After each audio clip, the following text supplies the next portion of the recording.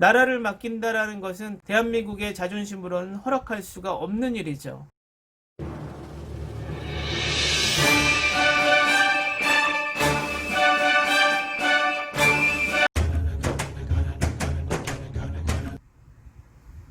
안녕하세요. 정치를 품격 있게 풀어드리는 정치클래스TV의 심상만입니다. 오늘은 세계 모든 나라가 코로나 이슈로 멈춰버린 가운데 또 대한민국은 코로나가 잠시 확산이 되어도 꾸역꾸역 막고 있는 상황에서 코로나가 아닌 극우 정치 플레임에 끌려가는 이상한 나라가 되어가는 상황을 이야기해 보겠습니다. 문재인 대통령의 지지율이 하락하고 있는 가운데 대한민국의 극우 언론들과 극우 세력들은 문재인 대통령의 지지율이 하락하는 것에 대해서 박수를 치고 있죠. 그런데 참 이상하죠.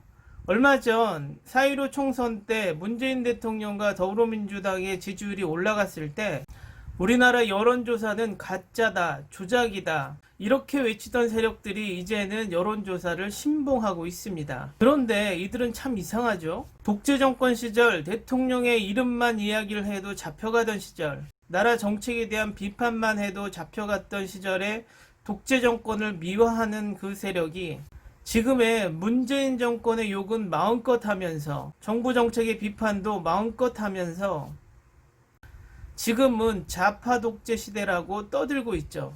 그런데 참 이들은 이상하죠. 부동산 광풍은 그들의 측근들이 허허벌판이었던 논밭에 아파트를 지어서 자신들의 부를 축적시켰을 때는 잘한다 박수를 치더니 이젠 집값 상승을 잡겠다고 정책만 내세우면 무조건 비판하고 나서고 있죠.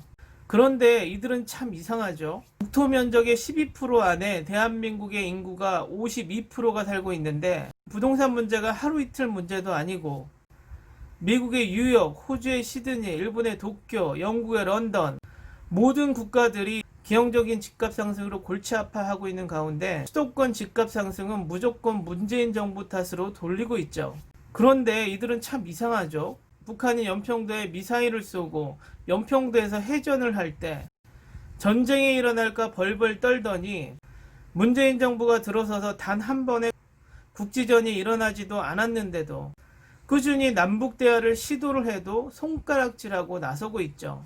그런데 이들은 참 이상하죠. 코로나로 전 세계가 그야말로 아비규환에 빠져 있는 상황에서 전 세계가 실업률이 폭등하고 사망자가 늘어나고 있는데 유일하게 확진자 추적, 격리, 치료가 가능한 나라에 살면서 코로나 확진자 숫자를 숨기고 여행을 가라고 유도를 하고 있는 일본을 숭상하고 국민들을 6.25 전쟁과 베트남 전쟁의 사망자보다 국민들을 더 많이 죽인 미국을 보고 배우라고 우기는 극우들의 말빨이 먹히는 이상한 나라가 있죠.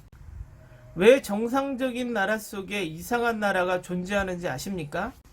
친일을 청산하지 못하고 독재를 청산하지 못하고 나라가 앞으로만 전진을 하니 친일을 했던 부역자들이 부를 축적하고 언론을 만들고 독재에 충성을 했던 부역자들이 부를 축적하고 사회 기득권을 구성하고 있으니 그들은 친일과 독재에 부역해서 만든 부와 권력을 빼앗기지 않기 위해 국민들을 돈으로 그리고 자신들이 가지고 있는 언론으로 선동하고 현혹하죠. 이들이 정리되지 않는 한 친일 부역자들과 독재 부역자들을 따르는 또 다른 부역자들이 나타나서 나라의 혼란을 빠뜨리는 선동은 계속될 것입니다. 그래서 우리는 그들을 극우라고 부르고 있죠. 문재인 정부의 지지율이 빠지는 것은 부동산 문제 때문이 아닙니다. 집권 말기의 레임덕 현상에 코로나로 인해 세계 경제 추락으로 실업률이 증가, 당연히 불만 세력들이 늘어났고 안희정, 오거돈, 박원순으로 이어지는 개인적인 일탈로 진보의 성인지 감수성이 추락으로 국민들의 실망이 커진 결과인 것이지 그렇다고 우리가 친일의 부역자들에게 독재의 부역자들에게 나라를 맡기면 되겠습니까? 부동산 문제는 전 세계 선진국들이 모두 겪고 있는 딜레마입니다. 부동산이 급등하는 이유는 코로나 때문에 안전자산에 돈이 몰리는 현상입니다. 정부의 정책으로는 절대 이 문제를 해결할 수 없습니다. 또 대한민국의 모든 건설업자나 또 대한민국의 모든 부동산 관련 업자들은 절대 집값이 내려가는 것을 원하지 않습니다. 또 대한민국의 모든 집을 소유하고 있는 사람들은 대한민국의 집값이 떨어지는 것을 원치 않습니다. 부동산에서는 변하지 않는 속설이 있습니다. 집값이 떨어지면 올리려는 세력들이 많아지고 이것을 하방 경직성이라고 말하고 금리가 올라가면 떨어뜨리려는 세력이 존재합니다. 이것을 상방 경직성이라고 말합니다. 지금 이것이 모든 집을 소유한 사람 또 은행에 빚을 지고 있는 사람들의 심리입니다. 왜냐하면 대한민국은 은행의 빚으로 집을 사는 사람이 대부분이기 때문입니다. 이분들은 집값이 오르고 금리가 내려가기를 소망하는 사람들이죠. 집을 가지고 돈을 벌려고 하는 사람, 싸게 집을 사려고 하는 사람, 모든 세상의 딜레마입니다.